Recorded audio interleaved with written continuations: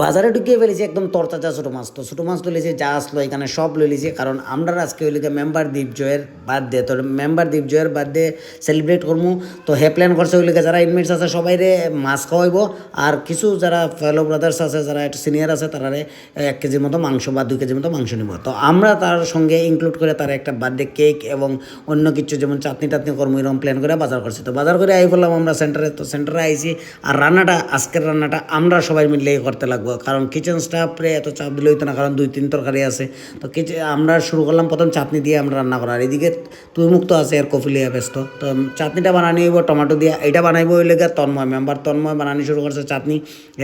মোটামুটি স্টার্ট করেছে, আর এদিকে সুবীর আর তুই মুক্ত কইলাম না ঘোরাঘুরি আড্ডা বানাবানি। আর উপরে আমরা চলতেছে হইলে মাছ ভাজা, কারণ গুঁড়া মাছ দিয়ে কোরা বানাইমু, খুব স্বাদ কইরা টমেটো দিয়ে বানানি হইব। আর চাটনি রেডি, তারপর আমরা মাংসটা ভাবছি আমরা রাঁধলে, এটা হলো পরপিট। এটা আমরা মোটামুটি 10-12 জনের লিগে আনা হয়েছে। তো এটা প্ল্যান করছে যে কিতা করাইব। আর এদিকে দেখো আমরা খাদকরা অ্যাডভান্স বত রান্না হওয়ার আগেই 3জন খাদক বত। তারপর রান্না টান্না হওয়ার পরে আমরা একটু রান্না টান্না করে দেওয়ার পর দিকে একটু ফ্রিভাবে একটু কেকটা কাটিং করলাম তার, কারণ তার বার্থডে কেক কাটিং করলাম সবাই মিলে। একটু তার বিষয়ে একটু কিছু কইলাম টইলাম, বায়োলজিক্যাল বার্থডে তো তারে একটু উইশ করলাম ভালো থাকা যাতে। তারপর সবাই মিলিয়ে একলগে বইয়া খাইলাম, গল্প টল্প করে চিল্লাচিল্লি হাসাহাসি করে সবাই মিলে একলগে খাইতে অনেক মজা, খুব ভালো লাগলো আজকে তার।